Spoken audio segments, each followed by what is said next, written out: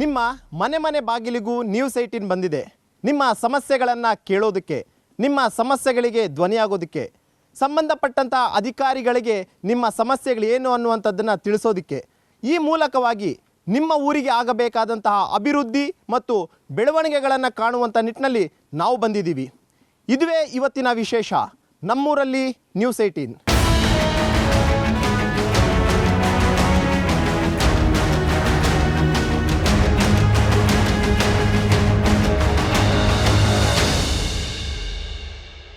ಇವತ್ತು ನಾನು ಚಿಕ್ಕಮಗಳೂರು ಜಿಲ್ಲೆಯ ಶೃಂಗೇರಿ ತಾಲೂಕಿನ ಮುಂಡಗಾರು ಅನ್ನುವಂಥ ಒಂದು ಗ್ರಾಮಕ್ಕೆ ಬಂದಿದ್ದೀನಿ. ಮುಂಡಗಾರು ಅಂದರೆ ಮೊದಲು ನೆನಪಾಗುವಂಥದ್ದು ಲತಾ. ಯಾಕಂದರೆ ಅವರು 17 ವರ್ಷಗಳ ಕಾಲ ನಕ್ಸಲೇಟ್ ಆಗಿದ್ದರು. ಈಗ ಅವರು ಸರೆಂಡರ್ ಕೂಡ ಆಗಿದ್ದಾರೆ. ಈ ಮುಂಡಗಾರು ಅನ್ನುವಂಥ ಗ್ರಾಮ ಇದೆ ಅನ್ನುವಂಥದ್ದು ಬಹುತೇಕ ಅಧಿಕಾರಿಗಳು ಕೂಡ ಗೊತ್ತಿಲ್ಲ. ಯಾಕಂದರೆ ಲತಾ ಮಾತ್ರ ಗೊತ್ತಿತ್ತು ಅಲ್ಲಿನ ಜನ ಯಾವ ರೀತಿಯಾಗಿ ಜೀವನ ಮಾಡ್ತಿದ್ದಾರೆ, ಏನೆಲ್ಲ ಸಮಸ್ಯೆಗಳನ್ನು ಅವ್ರು ಇವತ್ತಿಗೂ ಕೂಡ ಅಷ್ಟೇ ಮಾಡ್ಕೊಂಡು ಬರ್ತಾ ಇದ್ದಾರೆ. ಜೊತೆಗೆ ಪ್ರಮುಖವಾಗಿ ಲತಾ ಈ ಒಂದು ನಕ್ಸಲೈಟ್ ಆಗೋದಕ್ಕೆ ಪ್ರಮುಖವಾದಂಥ ಕಾರಣಗಳು ಏನು ಅನ್ನುವಂಥದ್ದನ್ನು ಮುಂಡಗಾರಿನ ಜನ ಮತ್ತು ಅವರ ಕುಟುಂಬಸ್ಥರಿಗೆ ನಮ್ಮ ಜೊತೆ ಕೆಲವು ವಿಚಾರಗಳನ್ನು ಹಂಚ್ಕೊಳ್ತಾರೆ. ನಾನು ಅವರೇ ಒಬ್ಬೊಬ್ಬರನ್ನಾಗಿ ನಾನು ಕೂಡ ಅಷ್ಟೇ ಮಾತನಾಡಿಸ್ತೀನಿ. ಸರ್, ಪ್ರಮುಖವಾಗಿ ಲತಾ ಇವತ್ತು ನಕ್ಸಲಿಸಮನ್ನು ಬಿಟ್ಟು ನಾನು ಸರೆಂಡರ್ ಆಗ್ತೀನಿ ಅಂತೇಳಿ ನೆನ್ನೆ ಸರೆಂಡರ್ ಆಗಿದ್ದಾರೆ. ನಿಮ್ಗೆ ಏನಾಗಬೇಕು ಸರ್? ಅವರು ನಮಗೆ ತಂಗಿ ಸರ್. ತಂಗಿ ಆಗ ಸರ್, ಮೇಯ್ನಾಗಿ ಸಮಾಜ ನಕ್ಸಲೈಟ್ ಅಂದಿದ ತಕ್ಷಣ ನೋಡುವಂಥ ರೀತಿಯೇ ಬೇರೆ, ಸರ್ಕಾರ ನೋಡುವಂಥ ರೀತಿಯೇ ಬೇರೆ. ಸೊ ನಿಮ್ಗೆ ಏನು ಅನ್ನಿಸ್ತಾ ಇತ್ತು ಆ ಟೈಮ್ನಲ್ಲಿ ಅಂತ? ನಮಗೆ ಈ ಕಷ್ಟಗಳು ಅನುಭವ ಪಟ್ಟರೆ ಅವರು ಹೋಗಿರೋದ್ರಿಂದನೇ ಈಗ ಮುಂಡ್ಗಾರ ಅಂತ ಒಂದು ಹೆಸರು ಬಂದಿರ್ಬೋದು. ಯಾಕಂದರೆ ಆ ಉದ್ದೇಶ ನಾನು ಹೇಳ್ತೇನೆ. ಆಮೇಲೆ ನಮಗೆ ಮೂಲಭೂತ ಸೌಕರ್ಯ ಹಿಂದೇನೂ ಇಲ್ಲಿಲ್ಲ, ಇವತ್ತು ಅವಳು ಇದ್ರೂ ಕೂಡ ನಮಗೆ ಇಲ್ಲಿ ಆಗಿಲ್ಲ. ನಾವು ಸಾಮಾನ್ಯ 8 ಕಿಲೋಮೀಟ್ರ್ ಹಿಂದಿಂದ ನೀವು ಬರ್ತಾ ನೋಡಿರ್ಬೋದು. ಅಲ್ಲಿಂದ ತಲೆ ಮೇಲೆ ಹೊತ್ತಿರ್ಬೋದು, ರಸ್ತೆಗೆ ಪೊಂಡ್ ಹಾಕಿ ನಾವು ರಸ್ತೆ ಕಡ್ದಿರ್ಬೋದು. ಆ ನಂತರ ನಾವು ಓಟ್ ಕೊಡ್ತೀವಿ, ಗೆಲ್ಲಿಸ್ತೀವಿ, ಅವ್ರು ಹೋಗ್ತಾರೆ, ನಾವು ಇಲ್ಲೇ ಇದ್ದಲ್ಲೇ ಇರ್ತೀವಿ. ಅಂದರೆ ಲತಾ ಅವರು ನಕ್ಸಲೈಟ್ ಆಗೋದಕ್ಕೆ ಮೇನ್ ರೀಸನ್ ಏನು ಅಂತ? ರೀಸನ್ ಇದೆ, ಕಷ್ಟಗಳು ಕೊಟ್ಟರೆ ಅವಳು ಹೋಗಿರ್ಬೋದು. ಯಾಕೆಂದರೆ ನಾವು ಹೇಳಲಿಕ್ಕೆ ಬರಲ್ಲ. ಯಾಕಂದರೆ ಇಂಥ ಕಷ್ಟಗಳಾಗೇ ಅಂಥ ಕೇಸ್ಗಳನ್ನೇನೋ ಹಾಕಿ ಆ ಸಂದರ್ಭದಾಗ ಅವಳು ಮನವರಿಕೆಯಿಂದ ಹೋಗಿರ್ಬೋದು. ಆದರೆ ನಮಗೆ ಆ ಮಾಹಿತಿ ನಮಗೆ ತಿಳುವಳಿಕೆ ಇರಲಿಲ್ಲ. ಹೋದಾಗ ಇನ್ನೂ ಕೂಡ ನಾವು ಅದು ಯಾವ ಉದ್ದೇಶ ಅಂತ ಹೇಳಲಿಕ್ಕೆ ನಮ್ಗೆ ಬರೋದಿಲ್ಲ. ನಿಮ್ಗೆ ಯಾವಾಗ ಗೊತ್ತಾಯ್ತು ಅವ್ರು ನಕ್ಸಲೈಟ್ ಆಗಿದ್ದಾರೆ ಅಂತ? ಅವ್ರು ಹೋಗಿ ಸುತ್ತಾಡುವಾಗ ಕರ್ನಾಟಕ ಹಿಮಚಂಗ ಅಂತ ಶಸ್ತ್ರ ಹಿಡಿದಾಗ ನಮಗೆ ಗೊತ್ತಾಯಿತು. ಸರ್, ಈಗ ಅವರು ನಕ್ಸಲಿಸಮ್ ಬಿಟ್ಟಿದ್ದೀನಿ, ಸಮಾಜದಲ್ಲಿ ನನಗೆ ಬದುಕೋದಕ್ಕೆ ಒಂದು ಅವಕಾಶ ಕೊಡಿ ಅಂತ ಹೇಳಿ ಸರ್ಕಾರಕ್ಕೆ ಅವರು ಮನವಿ ಮಾಡಿಕೊಡೋದು, ಸರ್ಕಾರ ಕೂಡ ಅದಕ್ಕೆ ಪುರಸ್ಕರಿಸಿತ್ತು. ಈಗ ಅವರು ಸರೆಂಡರ್ ಕೂಡ ಆಗಿದ್ದಾರೆ. ಏನು ಹೇಳಕ್ಕೆ ಇಷ್ಟಪಡ್ತೀರಿ ಅಂತ? ಅವ್ರನ್ನ ಈಗ ನಾವು ಕಂಡು ಒಂದು ಅಭಿವೃದ್ಧಿನೂ ಕೊಡಬೇಕು, ಮತ್ತು ಅವಳಿಗೆ ಕೇಸನ್ನು ಮುಗಿಸಿ ಅವಳಿಗೆ ಬದುಕೋಕ್ಕೊಂದು ಕೆಲಸನೂ ಕೊಡಬೇಕು ನಮಗೆ. ಈ ಮಲೆನಾಡು ಅಂತಂದರೆ ಮೊದಲು ನೆನಪಾಗುವಂಥದ್ದು ನಕ್ಸಲಿಸಮ್ ಏರಿಯಾ ಅನ್ನುವಂಥದ್ದು, ಜೊತೆಗೆ ನಕ್ಸಲೈಟ್ಗಳು ತಿರುಗಾಡ್ತಿದ್ದಾರೆ, ನಕ್ಸಲೈಟ್ ಓಡಾಡ್ತಿದ್ದಾರೆ ಅಂತ ಹೇಳ್ಬಿಟ್ಟು. ಸೊ ಈ ಭಯದಲ್ಲೇ ನೀವು ಇಷ್ಟು ವರ್ಷಗಳ ಕಾಲ ಬದುಕಿದ್ದೀರಿ. ಏನು ಅನ್ನಿಸ್ತಿದೆ, ಈಗೇನು ಅನ್ನಿಸ್ತಿದೆ ಅಂತ? ಈಗೇನು ನಮಗೆ ಅದೇ ಮೂಲ ಸೌಕರ್ಯ ಇಲ್ಲ, ಹಂಗಾಗಿ ಮತ್ತು ಅದೇ ಕೊರತೆಗಳು, ಅದೇ ರೋಡಿಂದು ಸಮಸ್ಯೆಗಳು. ಅಂದರೆ ನೀವು ಕೂಡ ಅಷ್ಟೇ ಭಯದಲ್ಲೇ ಬದುಕಿದಾರ ಸರ್? ಯಾಕಂದರೆ ಈಗ ನಕ್ಸಲೈಟ್ಗಳು ಹೇಗೆ ಏನು ಮಾಡ್ತಾರೋ ಗೊತ್ತಿಲ್ಲ, ಯಾವ ಮನೆಗೆ ಬರ್ತಾರೋ ಗೊತ್ತಿಲ್ಲ, ಬಂದು ಏನು ಮಾಡ್ತಾರೋ ಭಯ ಅನ್ನುವಂಥದ್ದು, ಜೀವ ಭಯ ಅನ್ನೋಂಥದ್ದು ಇರುತ್ತೆ. ನಿಮಗೂ ಆ ರೀತಿಯಂಥ ಭಯ ಇಷ್ಟು ದಿನಗಳಿತ್ತ ಅಂತ? ಭಯ ಅವರಿಂದಾಗಿ ನಮಗೇನು ಇರಲಿಲ್ಲ. ಈಗ ಅವರು ಇರೋಕ್ಕೋಸ್ಕರ ಒಂದಷ್ಟು ಪ್ಯಾಕೇಜ್ಗಳು ಇಲ್ಲಿ ಬಂದು ಒಂದಷ್ಟು ಕಾಂಕ್ರೀಟು, ಸ್ವಲ್ಪ ಸೇತುವೆಗಳು ಎಲ್ಲ ಆದಂಗೆ ಆಗಿದ್ದಾವೆ. ಈಗ ಅವರು ಸರೆಂಡರ್ ಆಗಿರೋ ದಿವಸದಿಂದ ನಮಗೂ ಖುಷಿನೇ ಅವರು ಸರೆಂಡರ್ ಆಗಿದ್ದು. ಅದೇ ರೀತಿ ಈಗ ಇಷ್ಟೊಂದು ಪ್ಯಾಕೇಜ್ಗಳು ಬಂದಿದ್ದಾವೆ. ಅದೇ ರೀತಿ ರಸ್ತೆಗಳು ಅಭಿವೃದ್ಧಿ ಆಗಬೇಕು. ಇನ್ನೇನು ಎಲ್ಲೆಲ್ಲಿ ಖಾಲಿ ಜಾಗ ಇದಾವೋ, ಫಾರೆಸ್ಟ್ನವರು ಎಲ್ಲೆಲ್ಲಿ ತಕರಾರು ಮಾಡ್ತಿರೋ ಆ ಜಾಗಗಳೆಲ್ಲ ಇದು ರಸ್ತೆಗಳಾಗಿ ಕಾಂಕ್ರೀಟ್ ಆಗಿ ಇಲ್ಲಿವರೆಗೆ ಮೂಲಭೂತ ಸೌಕರ್ಯ, ಕೆಲವು ವಿದ್ಯುತ್ ಆಗಲಿ, ಕರೆಂಟ್ ಆಗಲಿ, ರಸ್ತೆ ಆಗಲಿ, ಮತ್ತು ನೀರಿಂದಾಗಲಿ ಕೆಲವೊಂದಷ್ಟು ದುರಸ್ತಿಗಳಾಗಿದ್ದಾವೆ. ಅವನ್ನೆಲ್ಲ ಸರಿಪಡಿಸ್ಕೊಟ್ರೆ ಇಲ್ಲಿ ನೆಟ್ವರ್ಕ್ ಭಾರಿ ಸಮಸ್ಯೆ ಇದೆ. ಇಲ್ಲಿ ಜನ ನೆಟ್ವರ್ಕ್ ಹುಡುಕ್ಬೇಕಾದ್ರೆ ಗುಡ್ಡಕ್ಕೆ ಹೋಗಬೇಕು. ಗುಡ್ಡಕ್ಕೆ ಹೋದರೆ ನಾವು ಅಲ್ಲಿ ಯಾರು ಬೆಂಕಿ ಬಿತ್ತಂದರೆ ಅಲ್ಲಿ ನೀವೇ ಬೆಂಕಿ ಕೊಟ್ಟಿದ್ದು ಹಾಗೆ ಫಾರೆಸ್ಟ್ನವ್ರು ಹೇಳ್ತಾರೆ. ಹಾಗೆ ನಾವು ನೆಟ್ವರ್ಕ್ ಹುಡ್ಕೊಂಡು ಅಲ್ಲಿ ಹೋದಾಗ ನಮ್ಮದು ತಪ್ಪಿರುತ್ತೆ. ನಮಗೆ ನೆಟ್ವರ್ಕ್ ತುಂಬ ಫಾರೆಸ್ಟ್ ಅಧಿಕಾರಿಗಳಿಂದನೂ ಕೂಡ ಕಿರುಕುಳ ಇದೆ, ಆಂಟಿ ನಕ್ಸಲ್ ಫೋರ್ಸಿಂದನೂ ಕೂಡ ಕಿರುಕುಳ ಇದೆ. ಅವರು ಪೊಲೀಸ್ನವ್ರು ಬಂದರೆ ನಿಮಗೆ ನಿಮ್ಮ ಮನೆಗೆ ಬಂದರು ರೇಷನ್ ಕೊಟ್ಟಿದ್ರಿ ಅದು ಇದು ಅಂತ ಕೇಳ್ತಾರೆ. ಅವಾಗ ಅವ್ರು ಬಂದಾಗ ನಾವು ಅವ್ರು ಗನ್ ತೋರಿಸಿದಾಗ ನಾವು ಹೆದರಿ ಕೊಡಲೇಬೇಕಾಗತ್ತೆ. ಸರ್, ಈಗ ಅವರೊಂದು ಮಾತು ಹೇಳ್ತಾ ಇದ್ರು, ಇವತ್ತು ನಾವು ಮೂಲಭೂತ ಸೌಕರ್ಯಗಳು ಒಂದಷ್ಟು ರೋಡು ಕರೆಂಟು ಪಡ್ಕೊಂಡಿದ್ದೀವಿ ಅಂತಂದರೆ ಬಹುಶಃ ನಕ್ಸಲರು ಹೋರಾಟ ಮಾಡಿರೋದ್ರಿಂದನೇ ಬಂದಿರೋದು ಅಂತ ಹೇಳ್ಬಿಟ್ಟು. ಅಂದರೆ ನಕ್ಸಲರು ಹಿಡ್ಕೊಂಡಿದ್ದ ದಾರಿ ಕರೆಕ್ಟು ಅಂತ ಅನಿಸ್ತಾ ಇದೆ ನಿಮಗೆ ಹೇಗೆ ಅಂತ? ಈಗ ಅವರು ಹೋರಾಟ ನಮಗೆ ಸರಿ ಅನಿಸಿದೆ, ಆದರೆ ಸಶಸ್ತ್ರ ಹೋರಾಟ ಕಾನೂನು ಬಾಹಿರ ಆಗಿದ್ದರಿಂದ ಅವರನ್ನು ನಮಗೆ ಬೆಂಬಲಿಸೋದು ಕಷ್ಟ ಆಯಿತು. ಆದರೆ ಅವರು ನಕ್ಸಲೀಯ ಅವರು ಹೋರಾಟದಿಂದ ಸರ್ಕಾರ ಎಚ್ಚೆತ್ತುಕೊಂಡು ಸ್ವಲ್ಪನಾದರೂ ನಕ್ಸಲೈಟ್ ಪ್ಯಾಕೇಜ್ ಅಂತ ಘೋಷಣೆ ಮಾಡಿ ಅದನ್ನು ಇಚ್ಛಾಶಕ್ತಿ ಉಳ್ಳ ರಾಜಕಾರಣಿಗಳು ಬಂದ ಟೈಮ್ನಲ್ಲಿ ಸ್ವಲ್ಪ ಕೆಲಸ ಆಯಿತು. ಈಗ ತಾಲೂಕ್ ಪಂಚಾಯತಿ ಇರ್ಬೋದು, ಜಿಲ್ಲಾ ಪಂಚಾಯತಿ ಇರ್ಬೋದು, ಗ್ರಾಮ ಪಂಚಾಯತಿ ಇರ್ಬೋದು, ಇಂಥ ಮಟ್ಟದಲ್ಲಿ ಕೆಲವಷ್ಟು 1-2 ಸೇತುವೆಗಳನ್ನು ಮಾಡಿಸಿದ್ರು, ಕೆಲವಷ್ಟು ಕಾಂಕ್ರೀಟ್ಗಳು, ಸಣ್ಣ ಪುಟ್ಟ ಹಳ್ಳಕ್ಕೆ ಮೋರಿಗಳು, ಇದೆಲ್ಲ ಸುಮಾರು 2011-12ರಿಂದ 10-15ರವರೆಗೆ ಸ್ವಲ್ಪ ಕಾಮಗಾರಿಗಳು ನಡೆದು ಆನಂತರ ಅದು ಸ್ಥಗಿತಗೊಂಡಿತು. ಅಂದರೆ ಇಲ್ಲಿ ನಕ್ಸಲಿಸಮ್ ಅನ್ನುವಂಥದ್ದು ತುಂಬ ಪೀಕಲ್ಲಿ ಆಕ್ಟಿವ್ ಆಗಿದ್ದಂಥ ಟೈಮ್ನಲ್ಲಿ ಇಲ್ಲಿ ಕಾಮಗಾರಿಗಳಾಗಿದೆ, ಅದು ಬಿಟ್ಟರೆ ಆಗಿಲ್ಲ ಅಂತ. ಆಗಿಲ್ಲ. ಯಾಕಂತ ಹೇಳಿದ್ರೆ ಇಲ್ಲಿ ನಕ್ಸಲೈಟ್ ಬೆಂಬಲಿಸುವ ಶಕ್ತಿನೂ ಇಲ್ಲಿ ಜನಗಳಿಗಿಲ್ಲ. ಯಾಕೆಂದರೆ ಇಲ್ಲಿ ಒಂದು ಕಡೆಯಿಂದ ನಕ್ಸಲೈಟು ಹೆಸರು ಹೇಳ್ಕೊಂಡ್ಬಿಟ್ರೆ ನಾವು ಕಾನೂನು ಬಾಹಿರವಾಗಿ ಕೆಲಸ ಮಾಡ್ದಂಗೆ ಆಗ್ತದೆ. ಇಲ್ಲಿ ಆ ಉದ್ದೇಶವಾಗಿ ಇಲ್ಲಿನ ಕೆಲವು ಯುವಕರನ್ನ ವಶಕ್ಕೆ ಪಡೆದದ್ದು ಇದೆ, ಹಿಂಸೆ ಮಾಡಿದ್ದೂ ಇದೆ. ಯಾಕೆಂದರೆ ಅನಗತ್ಯವಾಗಿ ಪೇಟೆ ಹೋಗಿ ಬರುವವರಿಗೂ ತೊಂದರೆ ಆಗಿದ್ದು ಉಂಟು. ಹಾಗಾಗಿ ನಕ್ಸಲೈಟಿನ ಅದರಿಂದ ಉಪಯೋಗ ಆಗಿದೆ, ಆದರೆ ಅದನ್ನು ಬಹಿರಂಗವಾಗಿ ಹೇಳ್ಕೊಂಡು ಮಾಡಲಿಕ್ಕೆ ಇಲ್ಲಿನ ನಮಗೆ ಸ್ವಲ್ಪ ಈ ರೂಲ್ಸ್ ರೆಗ್ಯುಲೇಷನ್ಸ್ ಅನ್ನೋದು ನಮಗೆ ಅಡ್ಡಿನೂ ಇದೆ. ಈಗ ಅದು ತುಂಬ ಮುಖ್ಯ ಅನಿಸ್ತದೆ. ಈಗ ಮಲೆನಾಡು ನಕ್ಸಲ್ ಮುಕ್ತವಾಗಿದೆ ಅನ್ನುವಂಥದ್ದು ಈಗ ಎಲ್ಲರೂ ಕೂಡ ಅಷ್ಟು ಹೇಳ್ತಾ ಇರುವಂಥದ್ದು, ಇದನ್ನು ನೀವು ಒಪ್ತೀರಾ ಅಂತ? ಇವಾಗ ಸರ್ಕಾರ ಅವರೇನೋ 6 ಜನ ಈಗ ಶರಣ ಆಗಿದ್ದಾರೆ, ಆದರೆ ಸಂಪೂರ್ಣವಾಗಿ ಮುಕ್ತ ಆಗಿದೆ ಅನ್ನೋ ಭರವಸೆ ಕೊಟ್ಟಿರೋ ಸಿದ್ದರಾಮಯ್ಯ ಸರ್ಕಾರ ಇರ್ಬೋದು. ಅವ್ರಿಗೆ ಸಂಪೂರ್ಣ ಬೇಡಿಕೆಗಳನ್ನು ಈಡೇರಿಸಿದ್ರೆ ಮಾತ್ರ ಅವ್ರದ್ದು ಏನಾದ್ರು ಹೋರಾಟದಲ್ಲಿ ಮತ್ತೆ ಮುಂಚೂಣಿಯಾಗಿ ಬರದೇ ಇರ್ಬೋದು ಅಂತ ನಾನು ಹೇಳ್ತೀನಿ. ಯಾಕಂದರೆ ಅವ್ರಿಗೆ ಎಲ್ಲ ಬೇಡಿಕೆಗಳನ್ನು ಈಡೇರಿಸ್ಬೇಕು. ಯಾಕಂದರೆ ಈಗೊಂದು ಪ್ಯಾಕೇಜ್ ಘೋಷಣೆ ಮಾಡಿದ ತಕ್ಷಣ ಎಲ್ಲ ಭರವಸೆಯನ್ನು ಈಡೇರಿಸ್ತಾರಂತ ಗ್ಯಾರಂಟಿ ಇಲ್ಲ. ಯಾಕಂದರೆ ಈ ಲತಾ ಅವರು ಈಗ ನಾನು ಕೂಡ ಅವ್ರು ಲತನ ಹೆಸರಲ್ಲಿ ಸಪೋರ್ಟ್ ಮಾಡ್ತೀರಿ ಅಂತ ಹೇಳಿ ಇಲ್ಲಿ ಪಕ್ಕದಲ್ಲಿ ಸ್ನೇಹಿತರು ಇದ್ದಾರೆ, ಪದ್ಮನಾಭ ಅಂತೇಳಿ, ಅವರು ನನ್ನ ಕೇಸ್ ಹಾಕಿ 8-9ರಲ್ಲಿ ಮೈಸೂರು ಜೈಲಲ್ಲಿ 1 ವರ್ಷ ಹೊಡೆದು ಬಂದವ್ರು ನಾವು. ಅಂದರೆ ನೀವು ಅವ್ರ ಜೊತೆ ಸಂಪರ್ಕದಲ್ಲಿದ್ದೀರಿ, ಪ್ರತಿಯೊಂದು ಸಹಾಯ ಮಾಡ್ತಿದ್ದೀರಿ ಅಂತ ಹೇಳಿ? ನಾವು ಯಾವುದೋ ಕೋವಿ ಹಿಡ್ಕೊಂಡು ಹೋರಾಟ ಮಾಡಿದವ್ರು ಅಲ್ಲ. ಏನೋ ನೀವೇನು ಬಂದೂಕ್ ಹಿಡ್ಕೊಂಡಿರ್ಲಿಲ್ಲ? ಇಲ್ಲ, ಯಾವುದೇ ಇಲ್ಲ. ಅಂದ್ರೆ ಅನ್ಯಾಯದ ವಿರುದ್ಧವಾಗಿ ನಿಮ್ಮ ಹೋರಾಟ ಇರ್ತಿತ್ತು. ನಮ್ಮನ್ನು ನಕ್ಸಲೈಟ್ ಮಾಡಿದ್ದು ಯಾರು ಗೊತ್ತಾ? ಪೊಲೀಸ್ನವರು. ಒಂದು ಅರಣ್ಯ ಇಲಾಖೆ ಕಿರುಕುಳ ಒಂದು ನಮಗಿತ್ತು. ಆದರೆ ನಾವು ಹಿಂಗೆ ಮಾತಾಡ್ತಿದ್ದೀವಲ್ಲ, ಈಗ ನಾವು ನಿಮ್ಮ ಹತ್ರ ಮಾತಾಡ್ತಿದ್ದೀವಿ, ನಿಮ್ಮ ಹತ್ರ ಮಾತಾಡೋಕೆ ಹೋದ್ರೆ ನೀವು ನಕ್ಸಲೈಟ್ ಅಂತಾನೆ ಕಲ್ತಿಗೆ ಬಂದು ಮಾತಾಡ್ತೀರಿ ಅಂತ ಅವ್ರು ಹೇಳ್ತಾರೆ. ಹಾಗೆ ಪ್ರೇರೇಪಿತರಾಗಿದ್ದೀರಾ, ಅವ್ರ ಜೊತೆ ನೀವು ಸೇರ್ಕೊಂಡಿದ್ದೀರಿ, ಅವ್ರಿಗೆ ಸಪೋರ್ಟ್ ಮಾಡ್ತೀರಿ, ಬ್ಯಾನರ್ ಹಾಕ್ತೀರಿ, ಪ್ರತಿಯೊಂದು ಅದರಲ್ಲಿ ನಮಗೆ 3 ಕೇಸ್ ಹಾಕಿದ್ರು. ನಾವೀಗ 2021ರಲ್ಲಿ ಕೇಸ್ ಮುಗಿಸಿದ್ವಿ ಕೋರ್ಟಲ್ಲಿ. ಎಲ್ಲ ಕೇಸ್ ಕ್ಲಿಯರ್ ಆಗಿದೆ, ಯಾವುದೋ ಸಮಸ್ಯೆ ಇಲ್ಲ. ಆದರೆ ಇಲ್ಲಿ ಅಭಿವೃದ್ಧಿ ನೋಡಿದ್ರೆ ಯಾವುದೂ ಇಲ್ಲ. ಒಂದು ಅರಣ್ಯ ಹಕ್ಕುಪತ್ರ ಈಗ ನೋಡಿ, ನಮ್ಗೆ ಎಲ್ಲ ಶರಣಾಗತಿ ಆದವ್ರಿಗೆ ಯಾರು ಹಾಗಲಗಂಚು ವೆಂಕಟೇಶ್ಗೆ ಮಾತ್ರ ಒಳ್ಳೆ ಅಭಿವೃದ್ಧಿ ಕೊಟ್ಟಿರ್ಬೋದು, ಪ್ಯಾಕೇಜ್ ಹಣ ಒಳ್ಳೆ ಚೆನ್ನಾಗಿರ್ಬೋದು. ಮತ್ತು ಮಾಜಿ ನಕ್ಸಲರು ಯಾರು ಶರಣಾಗಿರಲ್ಲ, ಅವ್ರಿಗೆ ಯಾರು ಈ ಬಸ್ ಕೇಸ್ 106 ಇರ್ಬೋದು, 50 ಇರ್ಬೋದು, ಓಡಾಡ್ಲಿಕ್ಕೆ ಬಸ್ ಯಾರಿಗೂ ಇಲ್ಲ ಅಂತ ಹೇಳ್ತಾರೆ. ಮುಂದೆ ಹೇಳೋದು ಕೇಳೋದು ನಮ್ಗೆ ಅವ್ರು ಯಾರು ಸಂಪರ್ಕ ಇಲ್ಲ. ಈಗ ನಿನ್ನೆ ಒಂದು 6 ಜನ ನಕ್ಸಲೈಟರ್ಸ್ ಶರಣಾಗತಿ ಆಗ್ತಾರೆ. ಅವಾಗ ಅವರು ಒಂದಷ್ಟು ಬೇಡಿಕೆಗಳನ್ನು ಇಟ್ಟಿದ್ರು, ಈ ಬೇಡಿಕೆಗಳನ್ನು ಈಡೇರಿಸಿದ್ರೆ ನಾವು ಸರೆಂಡರ್ ಆಗ್ತೀವಿ ಅನ್ನುವಂಥದ್ದು ಸರ್ಕಾರ ಮುಂದಿಟ್ಟಿದ್ರು. ಸೊ ನಿಮ್ಮ ಈ ಮುಂಡಗಾರು ಲತಾನು ಕೂಡ ಅಷ್ಟೇ, ನಮ್ಮ ಒಂದು ವ್ಯಾಪ್ತಿಯಲ್ಲಿ ನಮ್ಮ ಗ್ರಾಮ ಎಲ್ಲವೂ ಕೂಡ ಅಷ್ಟೇ ನೀವು ಸೌಲಭ್ಯಗಳು ಕೊಡಬೇಕು ಅನ್ನೋಂಥ ಬೇಡಿಕೆ ಇಟ್ಟಿರ್ಬೋದು ಅಂತ ಅನಿಸುತ್ತಾ ಸರ್ ನಿಮಗೆ? ಇಟ್ಟಿರ್ಬೋದು ಅಂತ, ಯಾಕಂದರೆ ನಮ್ಮೂರಾಗಿ ನಮ್ಮ ಊರಿನ ಬೇಡಿಕೆಗಳು ಇಟ್ಟಿರ್ಬೋದು ಅಂತ ನಮ್ಮ ಅನಿಸಿಕೆ ಉಂಟು. ಹಾಗಿದ್ರೆ ಏನೆಲ್ಲ ಬೇಡಿಕೆಗಳನ್ನು ಇಟ್ಟಿರ್ಬೋದು ಅನ್ಕೊಂತೀರಾ? ನಮ್ಮ ಊರಿನ ಈ ರಸ್ತೆ ಸಮಸ್ಯೆ ಇದ್ರ ಬಗ್ಗೆ ಎಲ್ಲ ಬೇಡಿಕೆ ಇಟ್ಟಿರ್ಬೋದು ಅಂತ ನನ್ನ ಅಭಿಪ್ರಾಯ. ಮೇಡಮ್ ಏನು ಹೇಳ್ತೀರಾ ಮೇಡಮ್? ಏನೆಲ್ಲ ರೀತಿಯಂಥ ಸಮಸ್ಯೆಗಳು ಪ್ರತಿನಿತ್ಯನೂ ಕೂಡ ಎದುರಿಸ್ತಾ ಇದ್ದೀರಾ ನೀವು ಅಂತ?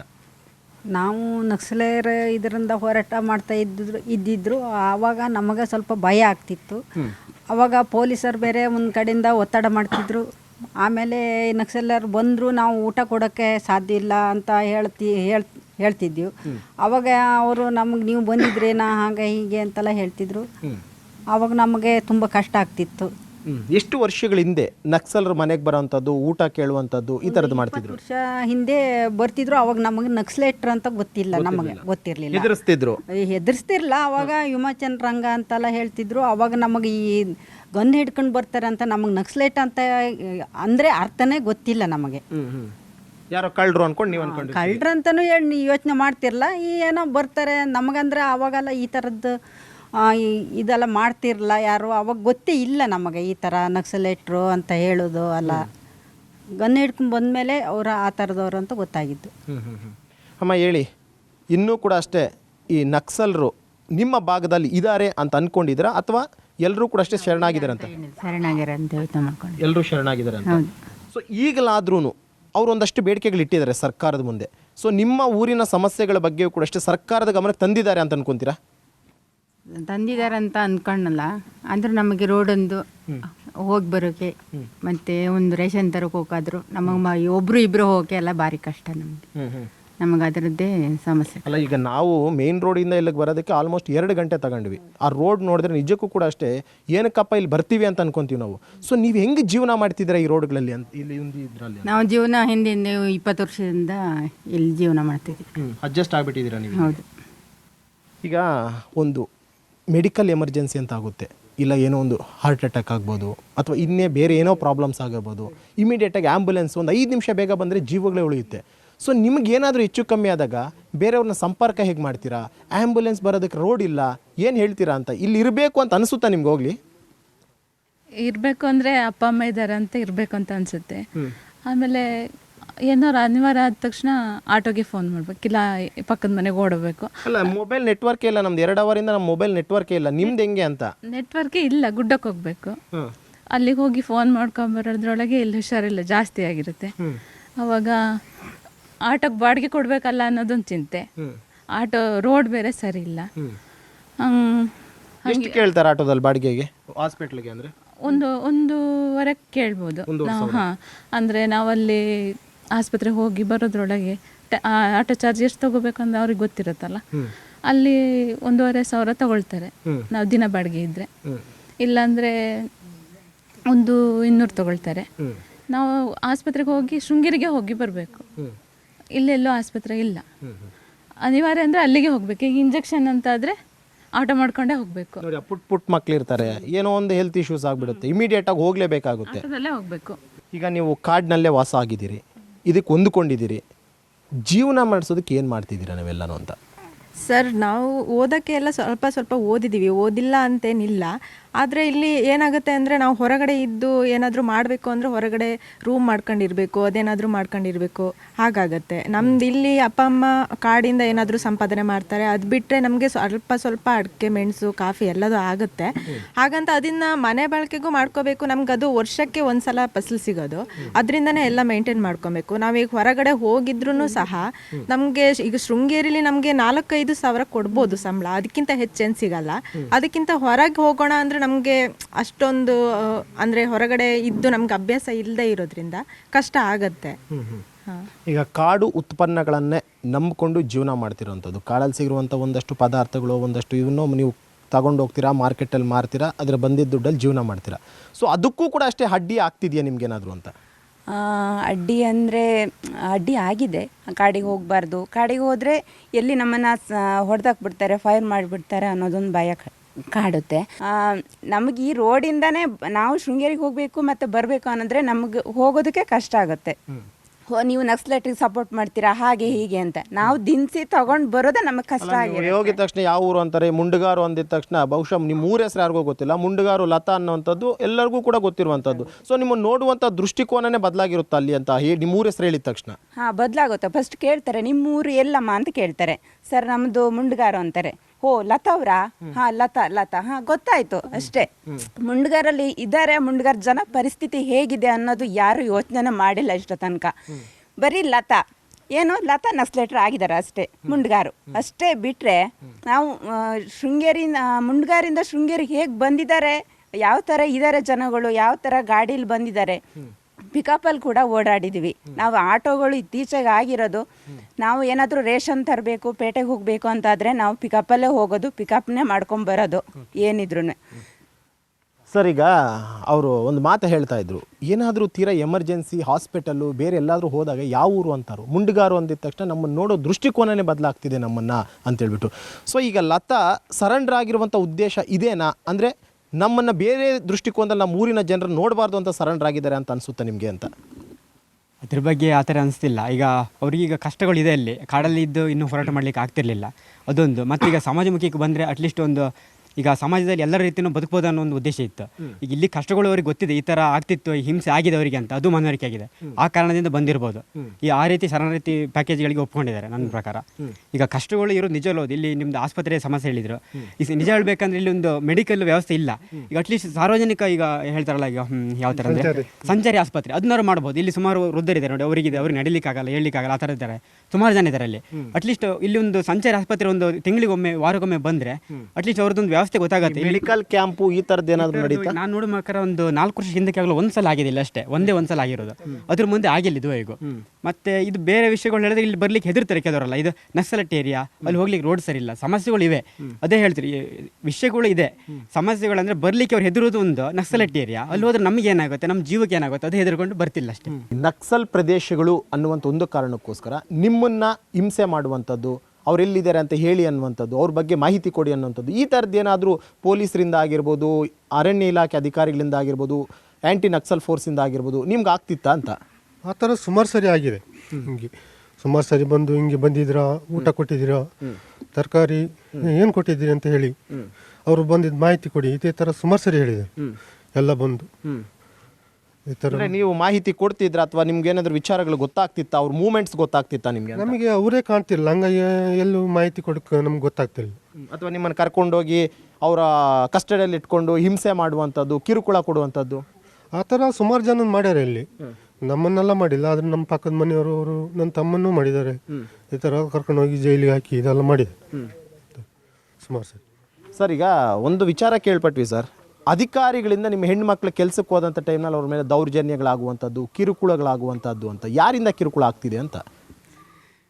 ಸರ್, ಮೊದಲೇ ಹೇಳ್ದಂಗೆ ಈ ಅರಣ್ಯ ಇಲಾಖೆಯವರಿಂದ ಈ ರೋಡ್ ಕೆಲಸ ಮಾಡುವಾಗ ಹೆಣ್ಣು ಮಕ್ಕಳನ್ನೆಲ್ಲ ಎಳೆದಾಡಿ ಬುಟ್ಟಿ ಎಲ್ಲ ಕಿತ್ಕೊಂಡು ಈ ಥರ ಆಗಿರೋದು ಸುಮಾರು ಒಂದು 2000 ಇಸ್ವಿಗಿಂತ ಮೊದಲು ಅನಿಸ್ತದೆ. ಆನಂತರ ಇದೇ ಬೆಳವಣಿಗೆಯಲ್ಲಿ ಈ ಬೀದಿ ಹೋರಾಟಗಳು ಶುರುವಾದಾಗಲೂ ಈ ಥರ ಸ್ವಲ್ಪ ಹೋರಾಟಗಾರನ್ನೆಲ್ಲ ಕಡೆಗಣಿಸೋದು, ಏನೋ ಒಂಥರ ನಿಂದನೆ ಮಾಡೋದು, ಈ ಥರದ್ದೆಲ್ಲ ಆಗಿ ಅವರಿಗೆ ಮಾನಸಿಕ ಕಿರುಕುಳನೂ ಆಗಿದೆ. ನಾವು ಸಹ ಹೋರಾಟದಲ್ಲಿ ಇದ್ದವರೇ, ನಾವು ಹೋರಾಟದಲ್ಲಿ ನಾವು ಭಾಗಿಯಾಗ್ತಾ ಇದ್ವಿ ಮೊದಲು. ಆನಂತರ ಏನಾಯಿತು, ಹೀಗೆ ಹೋರಾಟಗಳು ಸ್ವಲ್ಪ ಚುರುಕುಗೊಂಡಾಗ ಆ ಥರದನ್ನೆಲ್ಲ ಸಮಸ್ಯೆಗಳು ಎದುರಾಗಿ ಆಯಿತು, ಬೀದಿ ಹೋರಾಟಕ್ಕೆ ಶುರುವಾಯಿತು. ಆದರೂ ಅದರಲ್ಲೂ ಬೆಲೆ ಬರಲಿಲ್ಲ ಅನ್ನೋದು, ಅನೇಕ ಬೇಡಿಕೆಗಳು ಸರ್ಕಾರದ ಮುಂದೆ ಮೊದಲಿಂದ ಸುಮಾರು 2000ಕ್ಕಿಂತ ಮೊದಲಿಂದನೂ ಇಡ್ತಾ ಬಂದಾಗಿದೆ, ಈವರೆಗೂ ಇಟ್ಟಿದೆ. ಆದರೆ ಯಾವುದೇ ಕಾರಣಕ್ಕೂ ಯಾವ ಸಮಸ್ಯೆನೂ ಇವರೊಂದು ಜನ, ಇವ್ರಿಗೂ ಬದುಕುವ ಹಕ್ಕಿದೆ, ಇವರು ಮೂಲಭೂತ ಸೌಕರ್ಯ ಪಡೆದುಕೊಳ್ಳೋದಕ್ಕೆ ಅರ್ಹರು ಅನ್ನೋದನ್ನು ಯಾವ ಸರ್ಕಾರ ಆಗಲಿ ಯಾವ ಇಲಾಖೆ ಆಗಲಿ ತಿಳ್ಕೊಂಡಂಗಿಲ್ಲ. ಯಾಕೆಂದ್ರೆ ಇವರು ಗಿರಿಜನ, ಇವರು ಗುಡ್ಡಗಳು, ಅಂದರೆ ಇವರು ನಕ್ಸಲೈಟ್ರು. ಯಾರನ್ನ ಕೇಳಿದ್ರು, ಸರ್ ಅವರು ನಕ್ಸಲೈಟ್ರು ಸರ್, ಅವರು ಅಲ್ಲಿಗೆ ಹೋದ್ರೆ ಕತೆ ಮುಗೀತದೆ. ಯಾಕೆಂದ್ರೆ ಅಲ್ಲಿ ಹೋಗ್ಲಿಕ್ಕೆ ಸಾಯಿಸಿಬಿಡ್ತಾ ಇದ್ರಿ. ನಾವೇ ಇಲ್ಲಿ ಸಾಯ್ತಾ ಇದ್ದೀವಿ, ನಾವೇ ಹೆದರ್ಕೊಂಡು ಬದುಕ್ತಾ ಇದ್ದೀವಿ. ನಾವಿಲ್ಲಿ ನಿಜವಾಗ್ಲೂ ನಕ್ಸಲೈಟ್ರಿಗೂ ಹೆದರ್ಕೊಂಡು ಬದುಕ್ತಾ ಇದ್ದೀವಿ, ಪೊಲೀಸ್ನವರಿಗೂ ಹೆದರ್ಕೊಂಡು ಬದುಕ್ತಾ ಇದ್ದೀವಿ, ಫಾರೆಸ್ಟ್ನವ್ರಿಗೂ ಹೆದರ್ಕೊಂಡು ಬದುಕ್ತಾ ಇದ್ದೀವಿ. ಈ ವಿಚಾರ ಯಾರಿಗೆ ಹೇಳೋದು ಸರ್? ನಮ್ಮದು ಇಲ್ಲಿ ಏನಾದ್ರು ಚುನಾವಣೆ ಬಂದಾಗ ಮಾತ್ರ ನಾನಿದ್ದೀನಿ ಅಂತ ಭಾರಿ ಹೀರೋಗಳು ಬರ್ತಾರೆ, ಇಲ್ಲಿ ಭಾಷಣ ಮಾಡ್ಬೋದು, ಹೋಗ್ಬೋದು, ಯಾರು ಗೆಲ್ಬೋದು, ಸೋಲ್ಬೋದು. ಆದರೆ ಇಲ್ಲಿ ಸಮಸ್ಯೆ ಬಗ್ಗೆ ಮಾತ್ರ ಯಾರು ಇದಕ್ಕೆ ಸ್ಪಂದನೆ ಮಾಡಿರೋದು ಭಾಳ ಕಡಿಮೆ. ಇಲ್ಲಿ ಹೊರಗಡೆ ಒಂದು ನೀರು ಕುಡಿಯೋಣಂದ್ರೆ ನೀರಿಲ್ಲ, ರಾತ್ರಿ ಹೋಗೋ ಕಷ್ಟ. ಬೆಳಿಗ್ಗೆ 7 ಗಂಟೆಗೆ ಎದ್ದು ಕೊಡದಲ್ಲಿ ನೀರು ಹತ್ತು ಬಂದ್ಕೊಂಡು ಕುಡಿಬೇಕು, ಹೆದರಿಕೆ ಬೇರೆ ನಮಗೆ. ಪೊಲೀಸ್ನವ್ರು ಹೊಡಿತಾರೆ, ಇವ್ರದ್ದು ನಕ್ಸಲೈಟ್ರು ಸುತ್ತು ಬಂದ್ರೆ ಅಂತೇಳಿ ಇವ್ರು ಪೊಲೀಸ್ನವರು ಹೇಳೋದು ಬೇರೆ. ಅದರಲ್ಲಿ ಭಾರಿ ಕಷ್ಟ. ನಮಗೊಂದು ನೀರು ಕುಡಿಬೇಕಾದ್ರೆ ಒಂದು 4,000 ಅಡಿ ನೀರು ಕಟ್ಲಿಕ್ಕೆ ಹೋಗ್ಬೇಕು.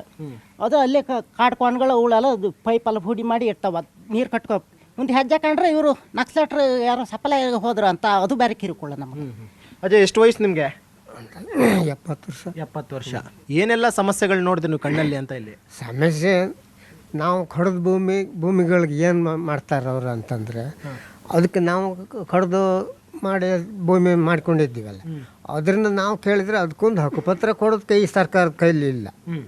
ಆಯ್ತಾ? ಅದು ಮಾತಾಡ್ತೋ ಏನಂತಾರೆ ಕೇಳಿದ್ರೆ ಅದಲ್ಲ ನಿಮಗೆ ಹೇಳ್ಕೊಡ್ತಾರೆ ನಕ್ಲಿರು, ಹಾಂ ಅವ್ರು ಹೇಳ್ಕೊಟ್ಟಿದ್ದಾರೆ ಅಂತ ಹಾಗೆ ಹೇಳೋದು. ನಾವು ಸೀದಾ ಕೇಳಿದ್ರೆ ಅವ್ರು ಆ ಥರ ಹೇಳೋದು. ಮೇಡಮ್ ಹೇಳಿ, ಈಗ ಏನು ಹೇಳ್ತೀರಾ ಮೇಡಮ್, ಸಂಬಂಧಪಟ್ಟಂತಹ ಅಧಿಕಾರಿಗಳಿಗಾಗಿರ್ಬೋದು, ಸಂಬಂಧಪಟ್ಟಂತಹ ಸರ್ಕಾರಕ್ಕಾಗಿರ್ಬೋದು, ಏನು ಹೇಳ್ತೀರಾ ನೀವು ಅಂತ? ಸರ್ಕಾರಕ್ಕೆ ಹಕ್ಕುಪತ್ರ ಕೊಡ್ಬೇಕು ನಮಗೆ. ನಾವು ಇರೋ ಜಾಗಕ್ಕೆ ನಮ್ಗೆ ಯಾವುದು ಹಕ್ಕುಪತ್ರ ಇಲ್ಲ. ಈಗ ಒಬ್ರು ಹೇಳಿದ್ರು ಹಂಗೆ, ನಮಗೆ ತುಂಬ ದೂರ ಒಂದು 3 ಕಿಲೋಮೀಟ್ರ್ ದೂರ ನೀರಿಗೆ ಹೋಗ್ಬೇಕು. ನಮಗೆ ನೀರಿಗೆ ಹೋಗ್ಬೇಕು, ನೀರಿಗೆ ಅಕಸ್ಮಾತ್ ಪೊಲೀಸ್ನವ್ರು ಬಂದರೆ ನಮಗೆ ಹೋಗಿ ನೀರು ಕುಡಿಯೋಕ್ಕೆ ನೀರಿಲ್ಲ, ನೀರು ಕಟ್ಟಕ್ಕೆ ಹೋಗೋಣ ಅಂತ ಹೇಳಿದ್ರೆ ನಮ್ಗೆ ಅದು ಕಷ್ಟನೇ. ನಕ್ಸಲ್ ಮುಕ್ತ ಮಲೆನಾಡು ಆಯ್ತು ನಮ್ಮದು ಅಂತ ನಿಮ್ಗೆ ಅನಿಸುತ್ತೆ? ಈಗ ಅನ್ಸುತ್ತೆ. ಆದರೆ ಇವಾಗ ನೋಡ್ದಂಗೆ ನೀವು ತಮಿಳ್ನಾಡು ಕೇರಳದವರು ನಮ್ಮ ಲತವ್ರ ಜೊತೆ ಇದ್ದರು, ಹಾಗೆ ಇಲ್ಲಿ ಸಹ ಬೇರೆಯವರು ಸಹ ಇರ್ಬೋದೇನೋ ನಂಗೆ ಗೊತ್ತಿಲ್ಲ. ನನ್ನ ಪ್ರಕಾರ ನಮ್ಮೂರಲ್ಲಿ ಹೋಗಿದ್ದು ಲತಾ ಅನ್ನೋರು ಒಬ್ಬರೇ. ನಾನು ಇದುವರೆಗೂ ಅವರು ನೋಡಿಲ್ಲ, ಮೊನ್ನೆ ನ್ಯೂಸಲ್ಲೇ ನೋಡಿದ್ದವ್ರನ್ನ ಫಸ್ಟು. ಅವರು ನಮ್ಮೂರಿಂದ ಅವರೊಬ್ಬರೇ ಇದ್ದಿದ್ದು. ಅವರು ಶರಣಾಗಿದ್ದಾರೆ ಅಂದರೆ ನಮ್ಮೂರಲ್ಲಿ ನಕ್ಸಲ್ದು ಕಂಪ್ಲೀಟಾಗಿ ಕೊನೆ ಆಗಿದೆ ಅಂತ ನಾನು ಹೇಳ್ತೀನಿ ಸರ್. ಸರ್, ಕೊನೆಯದಾಗಿ ಈಗ ಲತಾ ಅವರು ಶರಣಾಗಿದ್ದಾರೆ. ಸೊ ಮುಂದೆ ಲೀಗಲಿ ಏನಾದರೂ ಅವರು ಹೋರಾಟ ಮಾಡಿದ್ರೆ ಅವ್ರಿಗೆ ಸಪೋರ್ಟಿವ್ ಆಗಿ ಇರ್ತೀರಾ ನೀವು ಒಬ್ಬ ಅಣ್ಣ ಆಗಿ? ನಮ್ಮ ಸಮಾಜಕ್ಕೆ ಬಂದಾಗ ಅವಳ ಹೋರಾಟಕ್ಕೆ ನಾವು ಶುದ್ಧ ಇರ್ತೇವೆ. ಯಾಕಂದರೆ ನಮ್ಮ ಬದುಕಿಗೆ ನಮ್ಮ ಜೊತೆ ಇನ್ನಾದ್ರೂ ಕೂಡ ಅವಳು ಬರ್ತಾಳೆ ಅಂತ ಬೇಗ ಕೇಸ್ ಮುಗಿಸಿ ಬರ್ಬೋದು ಅಂತ ಆಸೆ ಮಾಡ್ತಾಯಿದ್ದೀವಿ.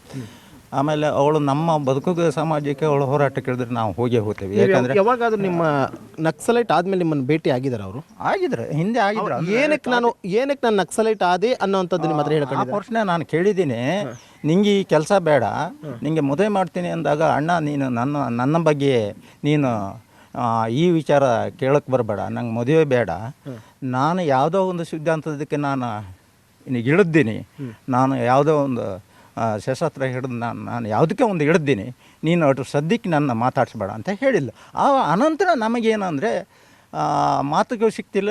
ಆ ಮಾತು ಹೇಳಿದಾಗ ನಾವು ಸ್ವಲ್ಪ ಭಯ ಬಿತ್ತು. ಯಾಕೆಂದರೆ ಅವಳು ನನ್ನ ಮಾತಾಡಿಸ್ಬೇಡ, ನಾನು ಯಾವುದಕ್ಕೂ ಇಲ್ಲ ಅಂದಾಗ ನಾನು ಬಲವಂತ ಮಾಡಲಿಕ್ಕಾಗಲ್ಲ. ಅನಂತರ ಅವಳು ಕಣ್ಮರೆ ಆದಾಗ ನಂಗೆ ಕಾಣಲಿಲ್ಲ. ಯಾವ ಉದ್ದೇಶಕ್ಕಾಗಿರ್ಬೋದು ಅಂತ ಅಂದ್ಕೊಂಡಿದ್ದೀರಾ ನೀವು? ಉದ್ದೇಶ ಅದೇ, ಈಗ ಕರ್ನಾಟಕ ಹಿಮಚಂದ್ರ ಯಾವ ಪಾಠ ಮಾಡಿ ಅವರು ಇದ್ರಾಗ ನೆಕ್ಸ್ಟ್ ಹೋರಾಟಕ್ಕೆ ಇಳಿದ್ರ ಉದ್ದೇಶ ನಾವೇನು ಹೇಳೋಣ, ನಮಗೆ ಅದ್ರ ಬಗ್ಗೆ ಗೊತ್ತಿರಲಿಲ್ಲ. ಬಹುಶಃ ಮೂಲಭೂತ ಸೌಕರ್ಯಕ್ಕೂ ನಾವು ಕೊಡ್ತೀವಿ ಅನ್ನೋ ಇದು ಇರ್ಬೋದು. ಯಾಕಂದರೆ ಇಲ್ಲ ಅಂತ ನಾನು ಹೇಳೋದಿಲ್ಲ. ಉದ್ದೇಶ ನಾವು ಅರ್ಥ ಮಾಡಲಿಕ್ಕೆ ನಮ್ಗೆ ಹೋರಾಟದ ಕಲೆ ನಮ್ಗೆ ಗೊತ್ತಿಲ್ಲ. ಯಾಕಂದರೆ ನಂಗೆ ಬೇಡ ಕಾಣಿಸ್ತಿತ್ತು. ಹಿಂದೆಲ್ಲ ನಮ್ಮಲ್ಲಿ ಒಂದು ಕತೆ ಹೇಳ್ತಿದ್ರು, ದಂಡು ಬಂತು ಅಂತ ಹೇಳಿದ್ರೆ ಮೇಣೆ ಕತ್ತರಿಸ್ತಿದ್ದಾನೆ ಅಂತ. ಇವರು ಶಸ್ತ್ರ ಹಿಡಿದಾಗ ಆ ಕಡೆಯಿಂದ ಈ ಕಡೆಯಿಂದ ಇದ್ದಾಗ ನಾವು ಭಯ ಬಿಟ್ಟು ನಾವು ಯಾವ ವಿಚಾರ ಕೇಳಲಿಕ್ಕೂ ನಮಗೆ ಸಾಧ್ಯ ಇಲ್ಲ. ಬಹುಶಃ ಈ ಮೂಲಭೂತ ಸೌಕರ್ಯಗಳನ್ನು ಒದಗಿಸಿಲ್ಲ ಅಂದರೆ ಮುಂದಿನ ದಿನಗಳಲ್ಲಿ ನಕ್ಸಲೈಟ್ ಹುಟ್ಕೊಳ್ಬೋದು ಅಂತ ಅನ್ಕೊಂತೀರಾ ಹೇಗೆ ನೀವು? ಹುಡ್ಕೊಂಡು ಗ್ಯಾರಂಟಿ ಹುಡ್ಕೊಳುತ್ತೆ. ಜನಶಕ್ತಿ ಅಂತ ಸಂಘ ಇದೆ, ಅವರೆಲ್ಲ ಒಟ್ಟು ಹಾಕಂತಾರೆ. ಅವ್ರಿಗೂ ಹಳೆ ಇದು ಸೌಲಭ್ಯನ ಅವ್ರಿಗೂ ಕೊಟ್ಟಿಲ್ಲಲ್ಲ, ಆ ಥರ ಏನಾದ್ರು ಹುಡ್ಕೊಳ್ಬೋದು. ಸೊ ಫೈನಲಿ ನೀವು ಕೇಳ್ತಿರೋಂಥದ್ದು ಒಂದೇ, ನಮ್ಗೆ ನಕ್ಸಲಿಸಮ್ ಅನ್ನೋಂಥದ್ದು ನಮಗೂ ಅದಕ್ಕೆ ಸಂಬಂಧ ಇಲ್ಲ, ನಮ್ಗೇನು ಮೂಲಭೂತ ಸೌಕರ್ಯ ಬೇಕೋ ಅದನ್ನು ಕೊಡಿ ಅನ್ನೋಂಥಷ್ಟು ನೀವು ಬೇಡಿಕೆ? ಹೌದು, ಅವ್ರಿಗೂ ಬೇಡಿಕೆನ ಬೇಗ ಈಡೇರಿಸ್ಬೇಕು. ಒಂದು ಈಡೇರಿಸಿಲ್ಲ ಅಂತಂದರೆ ವಾಟ್ ನೆಕ್ಸ್ಟ್ ಸರ್? ಈಡೇರಿಸಿಲ್ಲ ಅಂದರೆ ಅದು ಸರ್ಕಾರನ ಹೊಣೆ ಆಗ್ತದೆ ಬಿಟ್ಟರೆ ನಾವೇನು ಹೇಳಲ್ಲ. ಯಾಕಂದರೆ ನಮಗೆ ನಮ್ಮ ಊರಿಗೆ ಬಂದಿರೋ ಒಂದು ಕಂಟಕ ಲತಾ ಅವರಾಗಿತ್ತು. ಯಾಕಂದರೆ ಅವರು ಶರಣಾಗಿರೋದ್ರಿಂದ ನಮ್ಮ ಊರಿಗೊಂದು ಮುಕ್ತಿ ಸಿಕ್ಕಿದೆ. ಮತ್ತು ಇನ್ನೊಂದು ಹೇಳಬೇಕಂದ್ರೆ ನಮಗೆ ಸರ್ಕಾರದ ವತಿಯಿಂದ ಯಾವುದೇ ಸವಲತ್ತನ್ನು ಕೊಟ್ಟಿರಲಿಲ್ಲ.